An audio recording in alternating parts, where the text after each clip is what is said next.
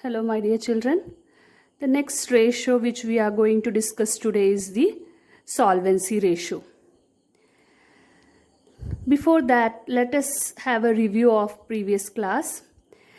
In previous class, we saw that ratios can be classified into four types: liquidity ratio, solvency ratio, activity ratio, and profitability ratio.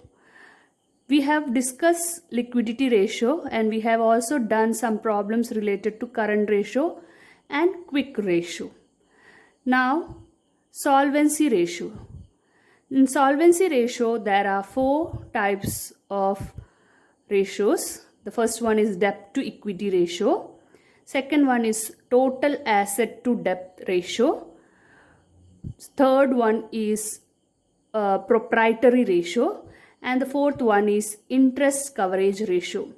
Now let us discuss the solvency ratio, and in that we will discuss today debt to equity ratio.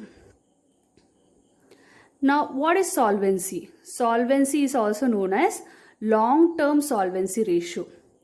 Solvency ratios are calculated to show whether the enterprise will be able to meet its long-term financial obligation, that is long-term liability. So whether the firms are in the condition to fulfill their long-term liabilities like debentures, bank loan, is the firm able to pay off that liabilities, that we can assess by using the solvency ratios.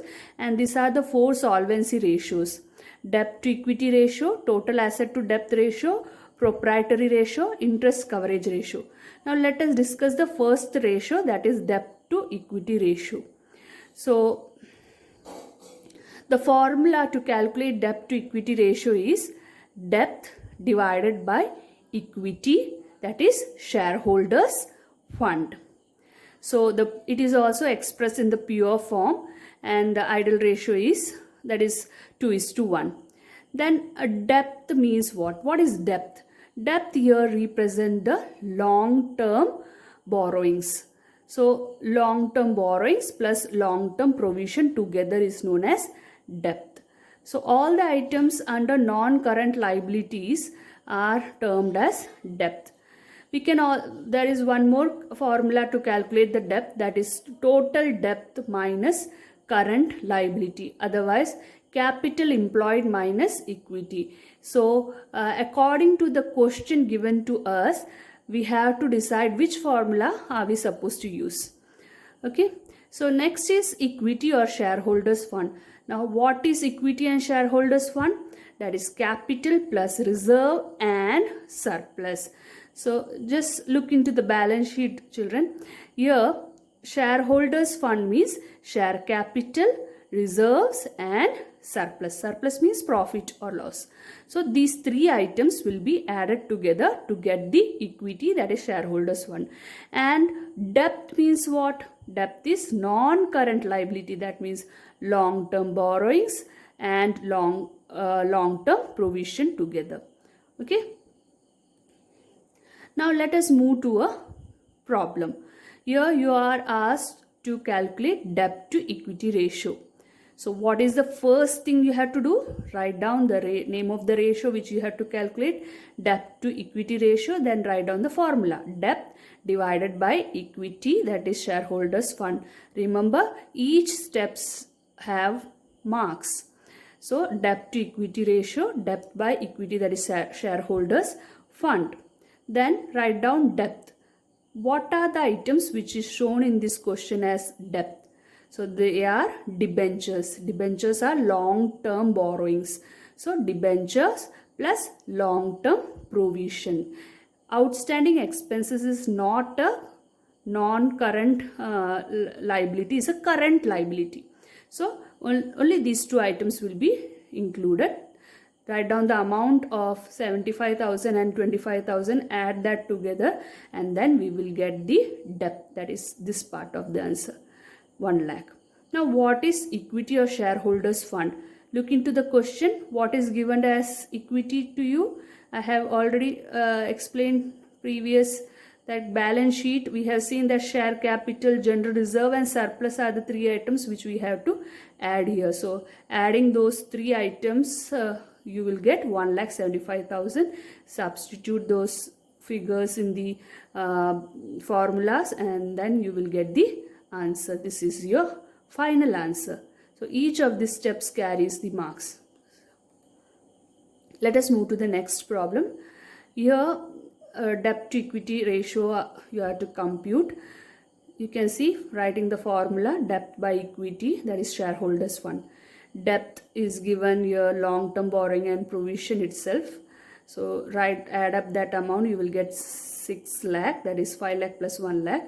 Then equity, here also you have been given equity, share capital, general reserve and profit and loss. But you can see it is a debit balance. So if profit and loss is showing debit balance, that means it's a loss. So what are you supposed to do here? Instead of adding, because it is a loss, subtract it. You will get 3 lakh as an amount, and this equity you will have to write over here 3 lakh.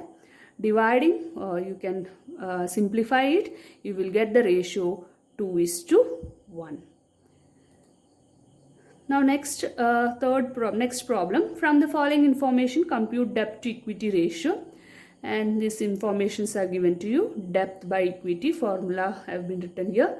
Debt means long term borrowing plus long term provision. So adding that you will get 3 lakh, that have been written over here. But equity, that is shareholders fund, you can see here non-current asset and current asset is given, but no other informations like reserves, nothing is given over here. So what you have to apply, what formula can be applied here? In +1 you have studied the formula asset is equal to capital plus liability. In company's account we don't use the word capital, instead we use word shareholders fund. So the same thing you have to do here. You are supposed to find equity shareholders. So how can you do that? Whatever asset, that is non-current asset, current asset, that you have to add and subtract it with the non-current liability and current liability. So you will get the answer as equity share capital. So same thing you have to apply here also. So you can see here whatever asset, that is non-current asset and current asset, is given in the question, both have been added here and subtracted with the all the list of liabilities. That is these two are long-term liabilities and this is current liabilities. Those have been subtracted. Okay, liabilities are added together and then subtracted with the assets. So asset minus liability, you will get equity. So doing all this plus and minus, you will get the result 1 lakh. That 1 lakh is your equity and you have written that 1 lakh over here. Then simplifying, you will get 3:1. So this is how debt to equity ratios are being calculated. Children, when I am doing the explaining you this, please, you have to do this problem along with me. Then otherwise you may, there is a chance that you will forget it afterwards. So please do solve along with me. You have to carry your books and pencil for in every day's accountancy class. So children, I hope you have understood today's problem. Notes is provided to you so that you can go for an additional practice with these problems. A test paper is also provided. Please attend that test paper so that you can confirm that you have understood this problem and answer the same and send by 2 o'clock today itself.